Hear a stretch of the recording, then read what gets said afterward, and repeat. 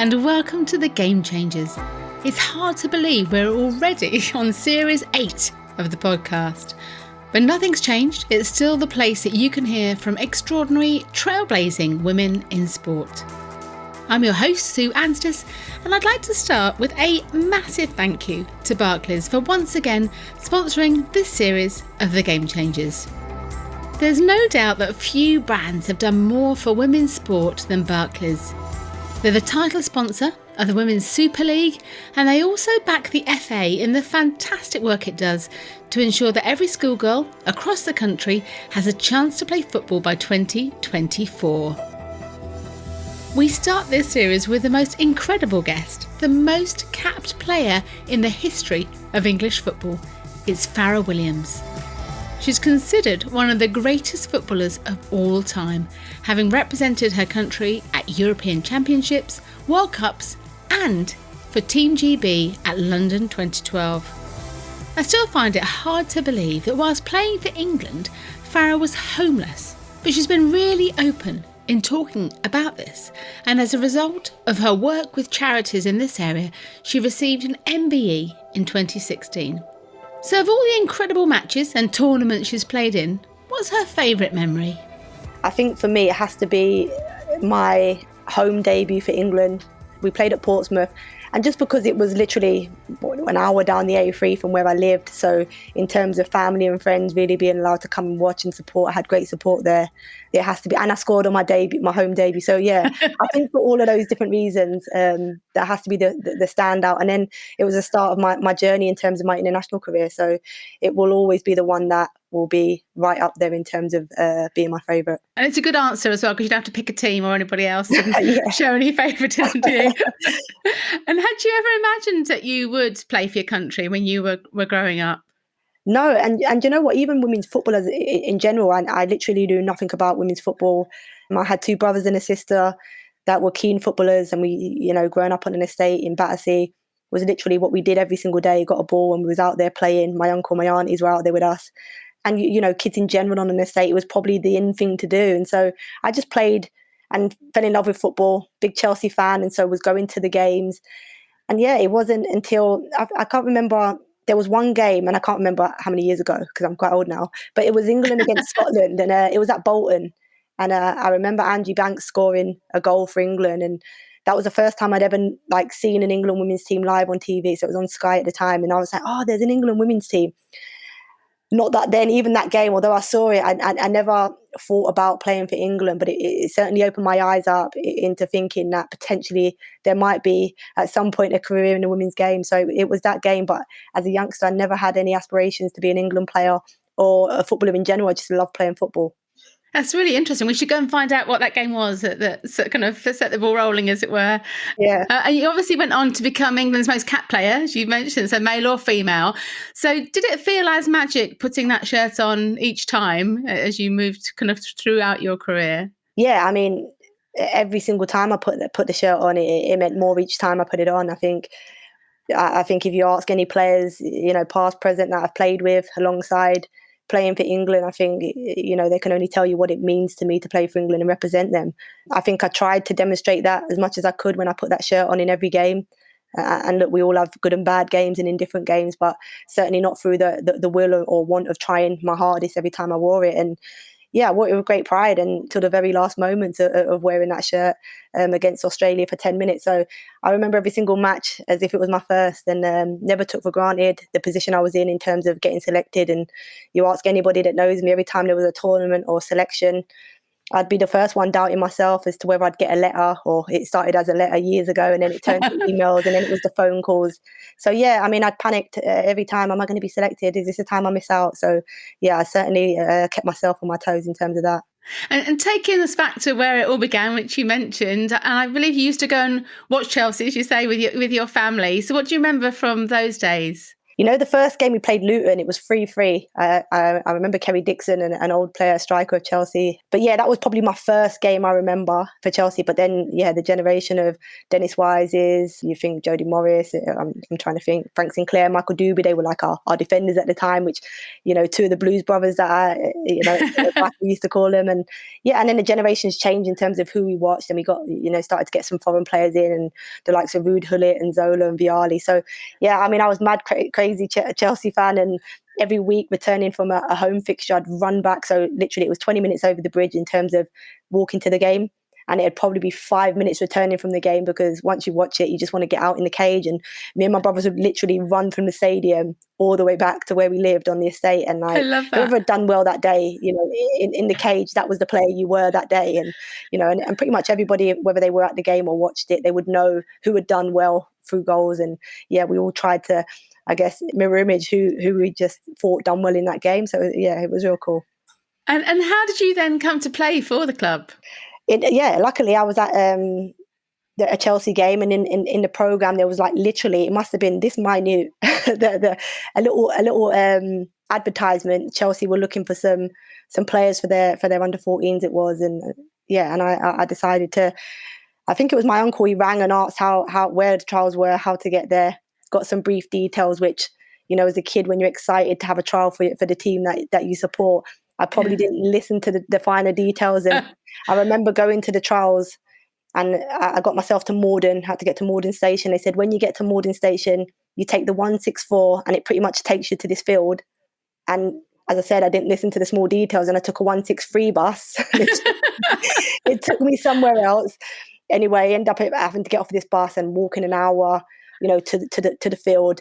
And I ended up getting there, I think it was maybe half an hour before the end of the 3-hour trial. Oh my God. But luckily I impressed, because they chose me. Casey Stoney was there at the time. She was observing as somebody that was a current player. Yeah, they asked me who I'd played for. I was like, nobody. And they took me on. It was surprisingly they did. But I guess I never doubted my talent when I went there. I didn't feel I needed that much time. That's fantastic. So that whole bus journey, that could have changed the whole of your career path if you haven't got to the trials. I was thinking this bus journey was forever, and I was like, I can't see this field. They said it was 10 minutes from the tube station, and and that was a difficulty. I mean, I grew up in a family. My mum, she brought 4 of us up, and so in terms of getting us from A to B, and it was a lot easier, more trusted to travel in terms of the London transport. You were trusted as young adults to go and get on the transport. So I very much did that in terms of going to school. So I was very used to getting on London transport. But yeah, it was difficult, because obviously if she was able to take me, then I'd have probably got there on time. Only 12? You're 12 at the time? Yeah, 12. Yeah. Wow. Yeah, you're right though, isn't it? That change in attitudes in terms of moving ourselves around and transport and so on. And I guess as you then progressed and developed, what was it like walking on the pitch at Stamford Bridge as a player then, having been in the crowd in the past? Yeah, I did it I did it for Chelsea, but only in like a small-sided, so they're like mini tournaments. So I actually got to play for Chelsea at Stamford Bridge, but only in a small-sided tournament. But yeah, unbelievable, surreal, I guess. It was more nervy. I went back there maybe 3 years ago now as a celeb, and just going, I was so nervous. I was like, why am I so nervous? Like, I'm with like a bunch of girls that that. But yeah, it was just nervy. But yeah, it's, apart from Wembley, it's the one ground that I would say, if people was to say, what's the best ground you played at, it has to be Stamford Bridge. Excellent. And how did the coaching, that early coaching you received, impact the way you played throughout your career, do you think? Yeah, I mean, in terms of actually getting coached really young, I probably wasn't coaching. We went there, we did a little bit of small drills. It was more facilitating us and putting us into matches and literally giving us an opportunity to play. So back then, I think the best thing about my mum, being a coach now myself with younger players, I think the best thing now when I reflect on my younger days is that my mum wasn't always there to watch games and training. But what my mum always did was ask me how training and games went. So she was always allowed to see and hear it from my point of view. And so there was never any bad when I'm telling mum how well I did in training. So in terms of my development and being allowed to make mistakes without being criticised, and, I've seen and heard kids and that car journey home with parents that, they can be quite critical of them so young. And that's your development stage of when you're learning, and mistakes you're going to make quite often until you find your way. So that's why I think as an adult, as a senior player, making mistakes was never something I was scared of, because I was allowed freedom to do it so young without being judged by my coaches at the time, or, as I say, parent, because she wasn't there that much to watch me. And I just told her how good I was every time I went home. I love that. That's brilliant, isn't it? Yeah. And I know you've talked a lot in the past about your kind of history, and you received an MBE for your charity work, but it does still astound me that you faced years of homelessness and living in hostels when you were playing for Chelsea and then Charlton. So can you just tell me a little bit more about what happened there? Yeah, I mean, it was just, it was a family breakdown. I was a stubborn teenager, as most people are.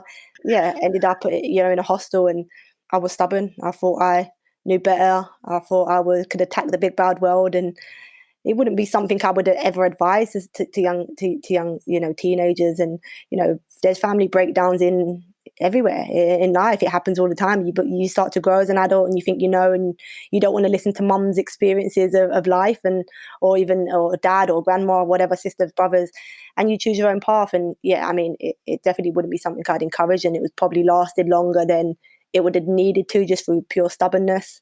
But it taught me loads of lessons. I grew as a young woman into an adult, and had to grow up quite quickly. Had to learn, how to cook, clean, wash. So all of those life skills that you need, I kind of got really early and grew from it. I think it makes me the person I am today. So I wouldn't change any of my journey. But yeah, and I wouldn't say it was difficult, because I've always been, my mum's brought me up really well, and I'm really appreciative of anything that I have anyway. So just having that roof over my head, being able to go back somewhere and eat, and, as I say, have a roof and a TV, it was all fine. It was fine. I could wash. I was well looked after. So yeah, I just see it as a small hurdle in my journey and in my footballing journey, but certainly is something that's shaped me into the person I am today. And the work that you're doing now with Centrepoint and other charities and things, do you think it's important that we change those perceptions? As you say, it could happen to anybody through losing jobs and houses and a family breakdown. Do you think it's important that we change that perception in terms of homelessness? Yeah, and it changed my perception, because, as a kid, all you knew about homelessness was what you would be classed as the tramps on the street, and that's what we used to call them, very disrespectfully. We all did, and that's all we knew. They're scavenging from bins because that's all they knew, and you don't know why or how they got into that position. And we're very judgmental. Me, as I say, as a kid growing up, very ignorant to it, like most of us are. Yeah. But as you say, it's through being homeless and speaking through people that have been. There's business people that have lost their business, that have become homeless because they can't afford, to no longer pay the mortgage. They lose their house, they lose everything. So, it can happen to anybody. And it was an eye opener to me in terms of, coming homeless myself. But yeah, I think the wider perception of it, you certainly need to open up our eyes to it. And there's certainly the youth homelessness is the one that worries me the most, because I think it's maybe over 80% of it is through family breakdown, and that's a difficulty in trying to understand there are some really good homeless groups out there that really try and get young adults to get back in with their families, rebuild broken relationships, and get them back in safe home environment where they should be able to grow and obviously work and have a future.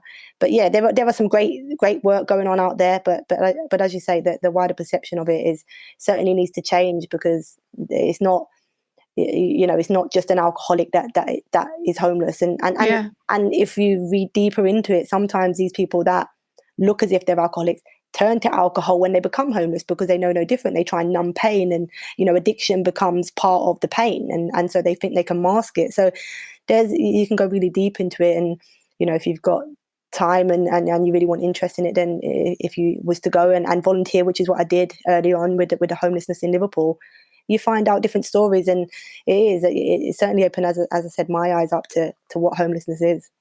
And I think, as you mentioned, that communication, isn't it, that in terms of family breakdown, but I've seen some of the helplines that are there available now to almost help rebuild those bridges that perhaps didn't happen for you over years. It might have been different if that had been around at the time, perhaps. Oh, yeah, definitely. And I say that I did one charity it's not Birmingham, a bit further on, can't remember exactly, where they do that, and they get people, and the amount of stories that I had the opportunity to go up and speak to a couple of girls that ended up in this hostel or temporary accommodation whilst they were fixing a broken relationship with mum and dad and people within the household.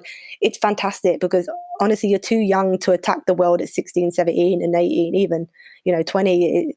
It's a tough world out there. It's not easy to live alone. I mean, especially if you live in London, certainly in London in terms of house prices or even rental prices, and that's why people do end up on the street. But yeah, there are, as I say, some really good charities out there that are really trying hard to rebuild those bridges that, have been burnt a little bit in the past.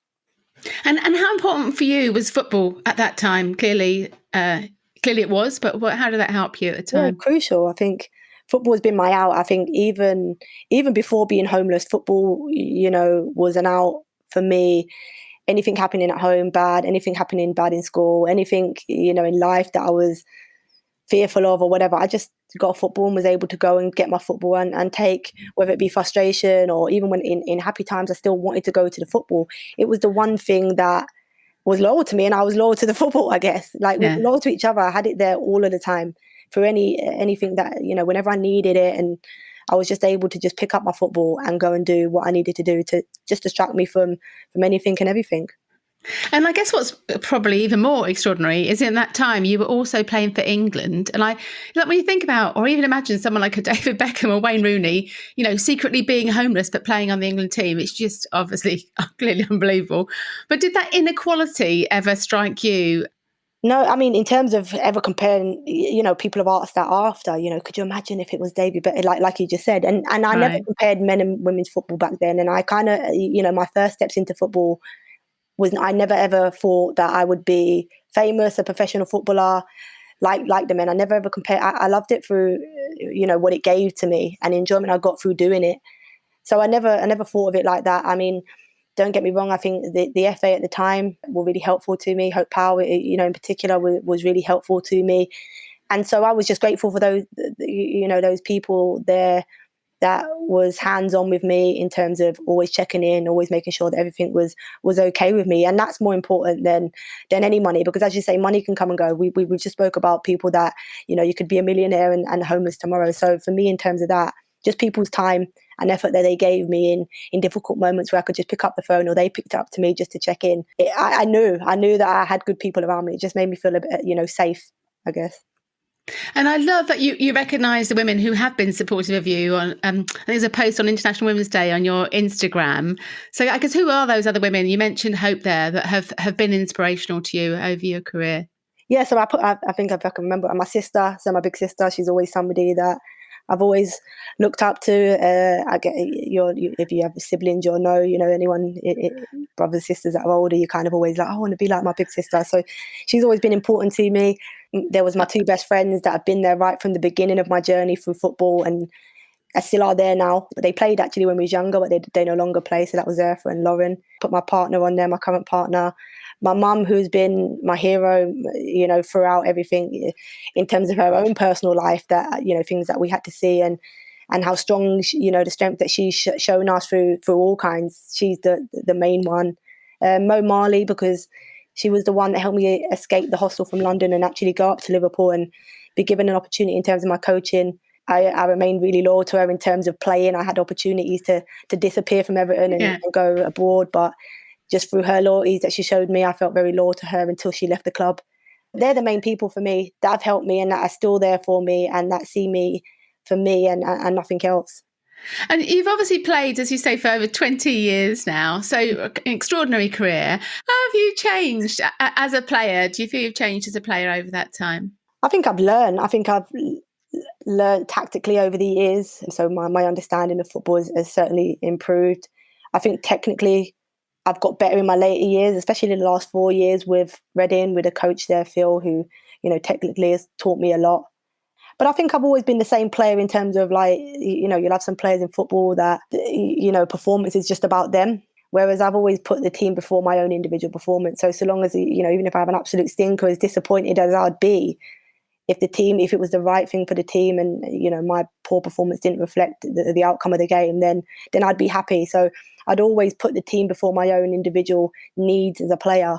Yeah, it's interesting, isn't it? That is, I guess that's a culture, your own view that stayed with you for the whole of your playing career. I was going to ask you actually about Reading, because you said that you kind of moved there to help improve your game, and whether, I guess many people who've played as long as you would be surprised that you were still looking to improve your game after so long. But clearly, as you say, you feel it has done. Do you ever think what sort of player you might have been if you'd had that level of technical coaching from when you got started as a young girl? Yeah, you know what, especially in these last 4 years, because they are I think pretty much in the women's game, we've had real good tactical coaches throughout my career, puts real good game plans, and sometimes we fell short a little bit with our technical execution. And that's just because the game hasn't been professional. We haven't had qualified coaches at youth age groups to really help that detail.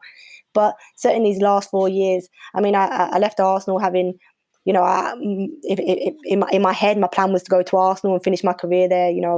I think I was 30, can't remember, 32 maybe when I signed for them. So I thought 2-year contract and then I'm retired and done. But yeah, I really didn't enjoy my time there, not, for many different reasons. And so because of that, I wanted to go somewhere where I could finish my career, where I would enjoy the game and love the game like I've always done throughout. And Reading was a team that, when we played against them for Arsenal, excited me in terms of how they tried to play, not with the highest caliber of players, but in terms of what they got out of the caliber of players they had, showed me there must be the coaching strategies must be good. And then when I had a conversation with them, and the coach said he's excited to make me get better, and he thinks that they can improve me in areas. And you're 33 listening to somebody telling you they can improve you when you think you're coming to the end. I was like, I like this opportunity. Excellent. I really want to learn. And actually, they didn't disappoint. I think in the last 3-4 seasons that I've had at Reading, I've certainly improved as a player and as a person. So they were true to their word. I'll give them that. And I've said that to anybody that's asked me about the club, that the coaching is really of a high technical level. That's so good to hear, isn't it? And I guess, do you carry that now over into you're obviously doing your own coaching. Are you a very different coach as you are to a player on the pitch? Or you have a different persona? A little bit. I think it's difficult because you still, whilst I'm playing, I still have that kind of, competitor, that player, that mindset where the standards are really high and sometimes you forget the level of players that you're coaching. So I still have those high demands and standards that I'm sure will flip as I turn into a coach and kind of start to understand people a little bit better. But yeah, there's certainly some things there that my preferences is probably what I coach more of. So as a player, what I prefer, they're the type of sessions I'd probably gravitate towards more so than any other. And it must have been really upsetting for you when Phil Neville didn't choose you for the World Cup squad in 2019. So how did you feel about that decision at the time? Of course, listen, I was gutted that I didn't get selected. But what I did was prepared myself for that, because the selection was around May 2019 selection. But in 2018, in the October, I remember receiving the call from Phil to say that I wasn't being selected for the final qualification game. He just said to me he felt like my form had dipped and I wasn't playing at the levels that I would expect for myself. And it was an opportunity for him to look at some younger players. And I just said, okay, thank you, and put the phone down, didn't challenge it. And that's the person I am. And that's what I'm saying. I always put people before myself. I would never challenge a manager or a coach in their decisions. I'd like to think that I would understand why, or, if not, it's your decision. And it's about opinions, football. So, but I was disappointed at the time because I felt his reasoning was really poor. At the time, I was probably in the form of my life. I was scoring goals. I was assisting.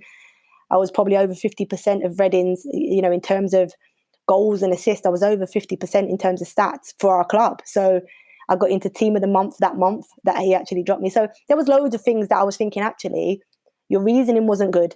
I didn't agree with your reasoning. I accept your decision, but I don't agree with your reasoning.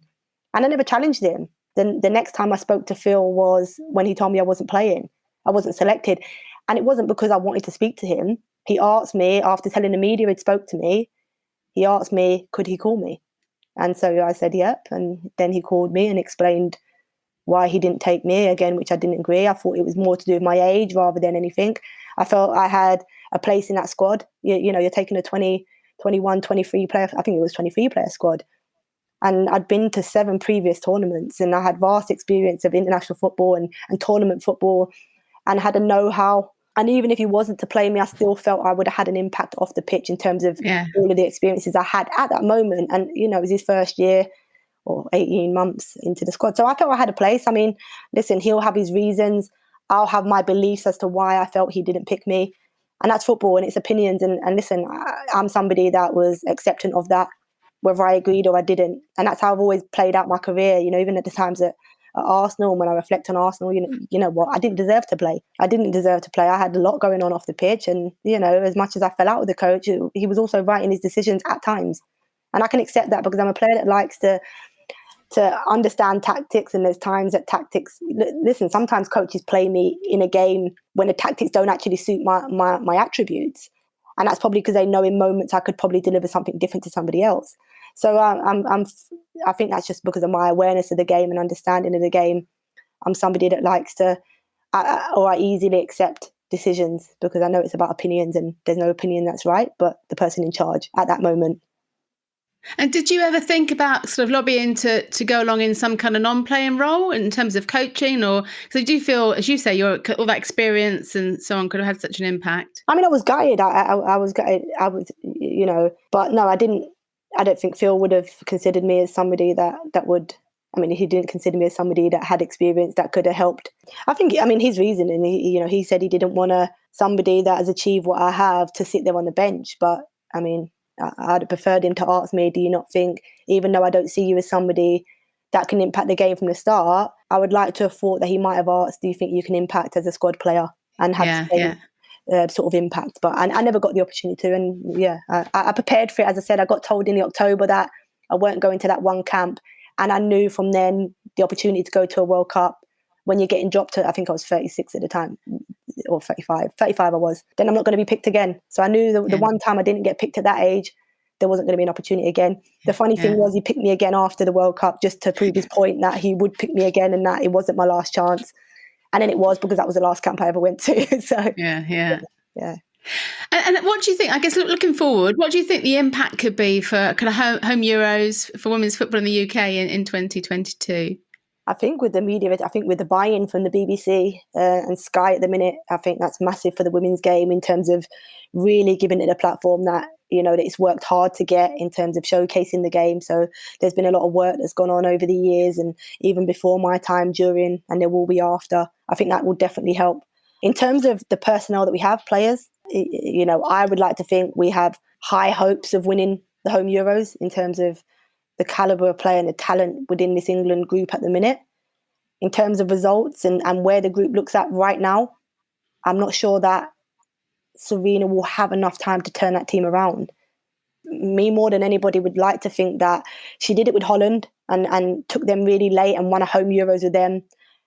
My hope is that she's able to do exactly the same with our group of players when she takes us in September, because she is a fantastic coach. She's a no-nonsense coach that will just, quite straight talking, very intelligent in terms of her knowledge of the game, very experienced in terms of her playing. So, I'm excited. When she was appointed, it was a shock because of how good a coach I see her to be. And I just didn't think that she'd leave, the Dutch team to come to England. So we're lucky to have her. I'm hoping that she can transition it, real quick, as a real quick turnaround. But something needs to change. I think the culture, we need to get the culture that we created. I think we need to get that back. From an outsider looking in, I think we've lost a little bit of the good culture that was created there. And whether that be through Phil's times or through the inconsistencies of different managers, probably hasn't helped with the, players being consistent and keeping standards and et cetera consistent. So, yeah. I see a bright future in terms of your question for this England team, and I hope that in the short time that she has, we can have a really good medal Euros. Excellent, yeah. And your career's pretty much tracked the professional women's football, really, when you look back. So aside from being paid to play, which is obviously huge, but what are the other changes you've seen from when you joined Chelsea at 12? Lots. There's so much. There's, if you think about sports science in the game now, so in terms of the athleticism, it's certainly that's where the game's gone. There's that change, diet and nutrition. I think people are more aware of what they should be fueling themselves with. The recovery. I mean, I remember you used to get people if you went down with a bucket and a sponge. So in terms of having physios that probably, you wouldn't play on with a broken leg. It would probably rule you out. The standard of coaching is improving. It's still got a way to go, I believe. But in terms of that's certainly improved. The tactical side of the coaching is there. I think we need a little bit more of the technical side in the women's game, just because we missed it. Yeah. But that's certainly there. The facilities, the fact that you can go into a bathroom, it sounds really petty, but you can go into a bathroom now, or a changing room, and there's stuff that females can put there. It's so important. That they need in a men's toilet that we used to have to go in. They didn't consider that. So there was, so there's so many fans.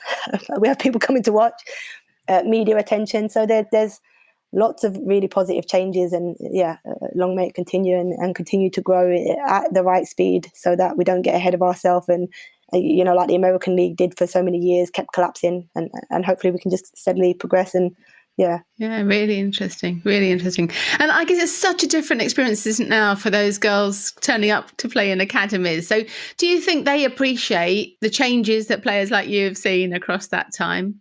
It's hard because you know what, it's not even like I get asked this, and players like, are you not jealous of what's, you know what, I'm not. And my only thing would be to players that now have what we didn't have starting out, is take advantage of it.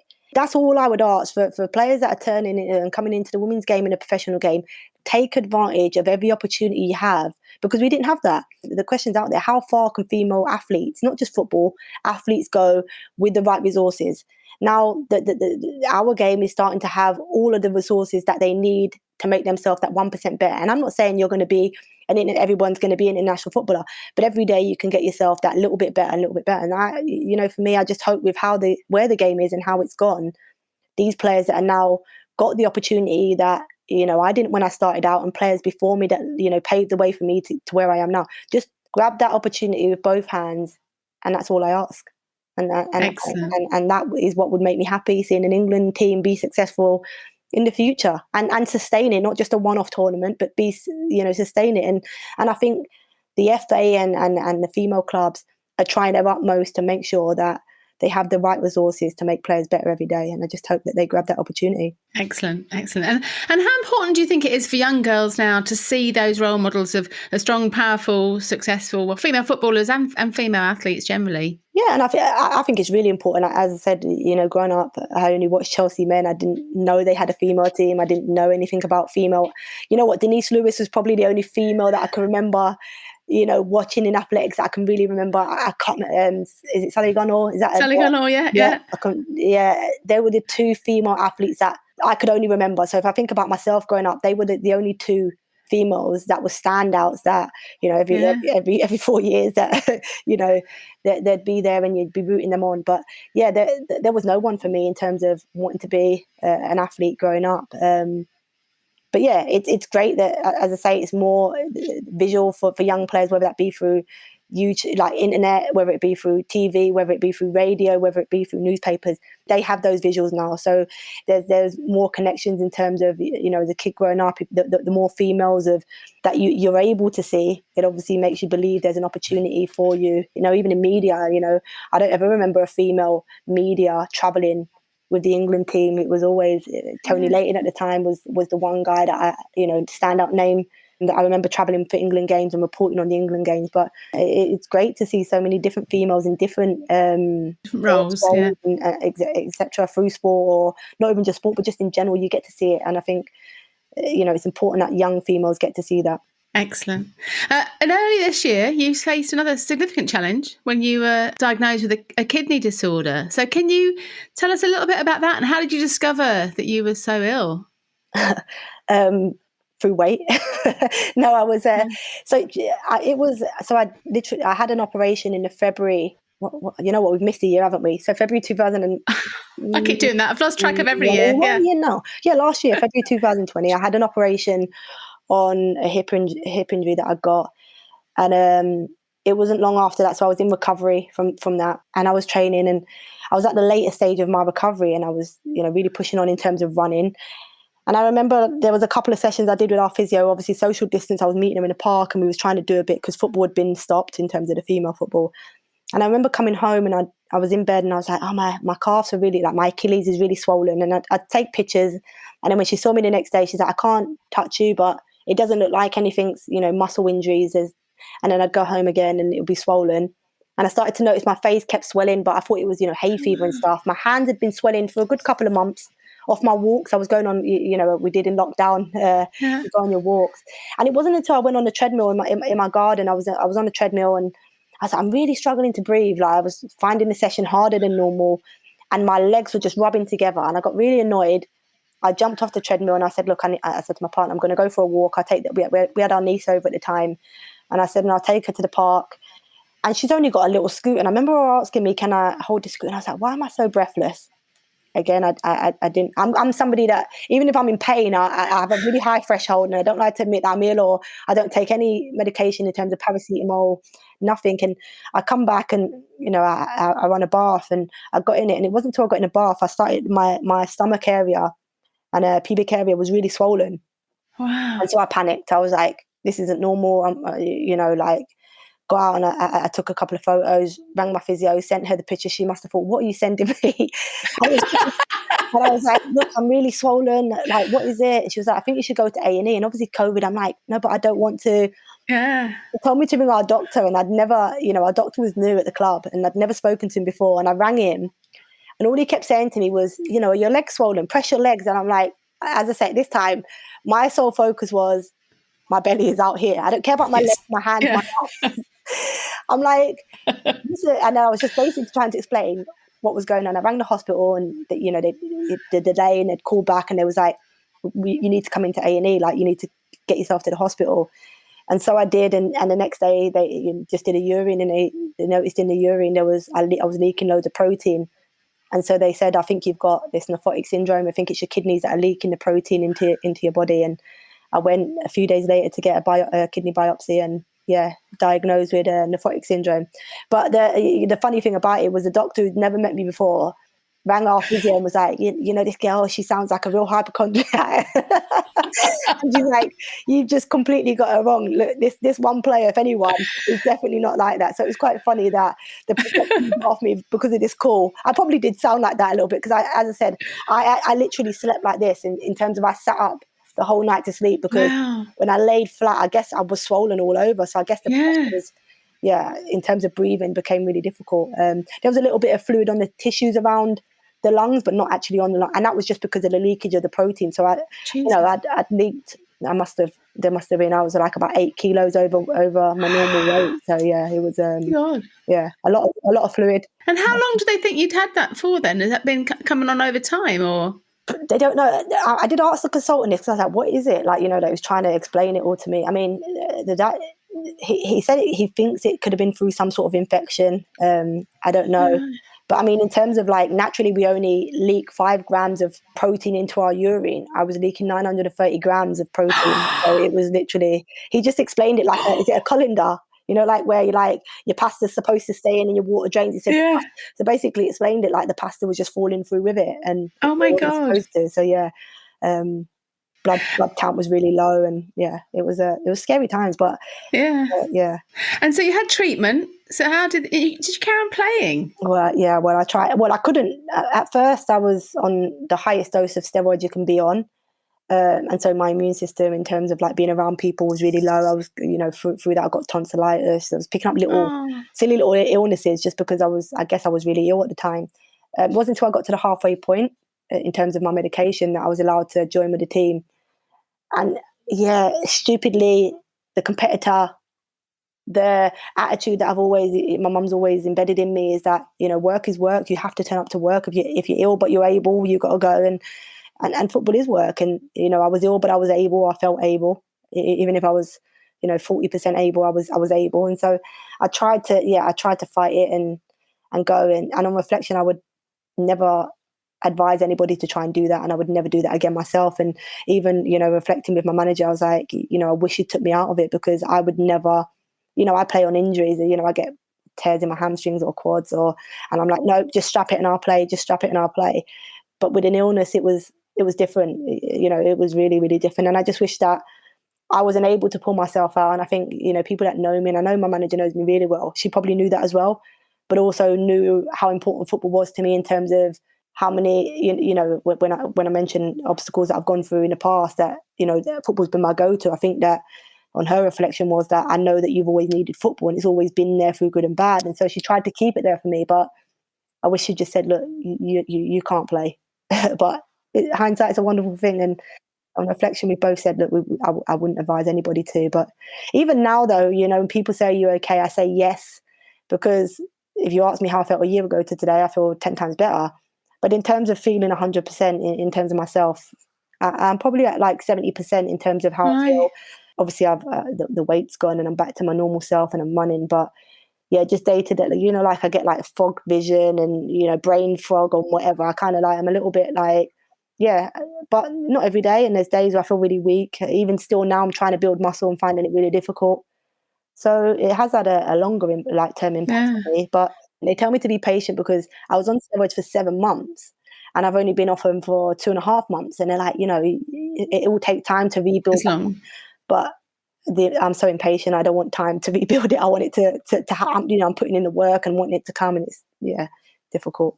And what's the long-term prognosis then, that they should be able to eventually you should be in remission and you'll be okay? I'm in remission now, and I will continuously go back and get checks. As I'm due back in maybe 4 weeks from now. And it's one of those that you can relapse at any point. People that spoke to me in the past about it have relapsed. Some people have had kidney transplants. So there's loads of different things. I mean, I'm like this thinking it's a one-off and it's never going to come back, and hopefully that's the case. But yeah, it's one of those that they don't actually know whether you could be in remission for 10, 15 years and relapse. So it could be something that comes back. Hopefully it never does. Hopefully not. And you mentioned your partner, and obviously she's been hugely supportive for you during this time. And I love your Instagram posts together. I guess through the podcast, we featured many incredible LGBTQ plus females who are athletes on the podcast in the past. So for you personally, how important is that you can be your authentic self on social media? Yeah, I mean, I'm somebody. I'm saying I'm quite open. I don't fight for any. I don't fight for LGBT, but I'm quite open in terms of not being ashamed of who I am. I probably should do, or with my platform could probably do more. But in terms of just being able to accept who I am and put it out there is something that I guess when I was younger, you kind of hide a little bit. You don't want to admit that I guess you're gay to people because you don't want to be judged. But it's just something that I think I've learned to accept. And I'm able to just share it and don't really. I mean, people around me are very supportive of it and always have been and never judge me on that. We can laugh about it sometimes and whatever else. But yeah, I'm not somebody that shouts about it, but I'm certainly not somebody that hides who I am. And I'm accepted for that, which is for the people that I care about. So I don't care about anybody else. Yeah, a fantastic attitude. Absolutely right. And I guess it's one of the positives on social media, on Instagram, that you can share that and normalise. Fantastic, your relationship there. So I guess in terms of challenges, you have faced challenges throughout your career, and you've talked about resilience. Where do you think that resilience comes from? Is that something you've built up over time, or is that something you think you've always had since you were a child? Yeah, I think I've had it since I think I've had to be resilient as a child. I think seeing it in my mum, I think my mum's the most resilient, as I say, strongest, shows strength in abundance. So I think it's certainly something that has grown with me through different challenges in life. Yeah, and I've always tried to remain, mentally tough, and it's helped me in many ways, but it's also, has been, in terms of mental toughness, has probably been my... in terms of not being able to express sometimes how I feel and not being able to let people see the vulnerability in me. Yeah. And that's just because, as I say, that when my mum was vulnerable, she always made us see strength. And so through vulnerabilities, I've always tried to show that I'm strong, whether I'm weak anyway inside. So yeah, it was something that I guess she embedded in me, and just through seeing and doing. But yeah, it's also, I'm glad now I can show vulnerability, because for many years I couldn't, and I had this real thick barrier and wall in front of me, which probably didn't help me. It did in terms of sport, because you need to be resilient and you need to be, strong, and it's those that are resilient and mentally tough that really do stay at the top and get to the top, because it's, there's so many challenges in sport or in life that, without that you don't get that far. So it's helped me in that. But in terms of other things outside of sport, it's probably been a real downfall of mine, not being able to be open and leaving that, that wall there for people and not allow them in. Interesting, isn't it? Yeah, that balance on both sides. Yeah. I heard you on BBC 5 Live commentating on the Lionesses this week, and see you on TV too. So I just wondered, I was thinking at the time, but how does it feel to commentate on England and those players that you know when you're not playing yourself? Is that something that you've really enjoyed? Yeah, I enjoy it because I like talking football. I love, football is what I love, whether I'm talking it, playing it, coaching it, teaching it. I mean, some people find it more difficult. I'm just talking as a neutral. When I'm talking about I have no personal feelings towards any of those individuals or the team as a whole. When I'm talking about it, I just try and give an honest reflection of what I'm seeing, and I'll stand by that. And people will judge me for that, and that's absolutely fine, because as I said really early on in our podcast, is that football is about opinions, and I'm just sharing what I'm seeing and feeling. Yeah. From a player point of view that is, trying to or is doing some sort of transition into sort of media and talking football, and is expected. I think some people sit on the fence sometimes because they've played with those players before, but I actually enjoy talking football, and I'll try and be as honest as I can, and I'll be true to who I am and what I think. But yeah, I do enjoy it. I'm saying more radio than TV. I'd like to be able, on TV to talk women's football and be confident with that. Who knows? Is it something you're looking at for the future? You'd like to do more of that in the future? I'd like to talk about football. As I say, coaching, media. If there's media opportunity, I mean, look, in growing up, media opportunities were never there for females. I didn't ever think about those opportunities, so I've always boxed myself off to just coaching. I'm going to be a coach because I love football and love sharing. But if there's opportunities, there's not really much difference in media talking football than there is coaching it, in terms of just being able to articulate your words differently in both settings. But yeah, I'd like to, if given the opportunity, I wouldn't rule it out. Could you ever imagine a time in your future when football won't be a part of your life? So whether it's coaching or it's commentary or whatever you're doing, do you think it will always be football for you? Yeah, no, I do. I think it will always be football unless I fall out of love with it. But I think it'll always be there. What an interview, and what an incredible woman. Fara's so humble about all of her achievements. It'll be fascinating to see what she goes on to achieve in the future. If you'd like to know more about the other work that I do, including the Women's Sport Collective, a network for women working across sport, please visit fearlesswomen.co.uk. This is where you'll find out more about all 66 of my incredible guests from this and the previous series, and you can also listen to all the podcasts from the website too. Previous trailblazing footballers include Rachel Yankee, Kelly Smith, Jill Scott, Steph Horton and Eni Aluko. Thanks once again to Barclays for their kind support of the Game Changers, and also to Sam Walker from What Goes On Media, who does a great job as executive producer of the podcast. Do come and say hello on social media, where you'll find us on Twitter, Facebook and Instagram at The Game Changers or at Sue Anstiss. Next week, I'm so excited to be talking to one of Britain's top sports broadcasters, Kelly Cates. I've no doubt you've seen Kelly on TV or listened to her on the radio, as she currently fronts Sky Sports coverage of the Premier League and BBC 5 Live sports coverage, including the World Cup, Olympics and Premier League. Kelly also presents a weekly show on the Global Premier League channel with a former guest on this podcast, Ian Wright. Women get a very different kind of abuse from the abuse that men get if they put out a controversial opinion. So, yeah, and I think if a woman throws out a lazy opinion, which I think that male pundits have been guilty of, then I think it's picked up on immediately. But I think it's getting better. I do think it's getting better. The Game Changers. Fearless women in sport.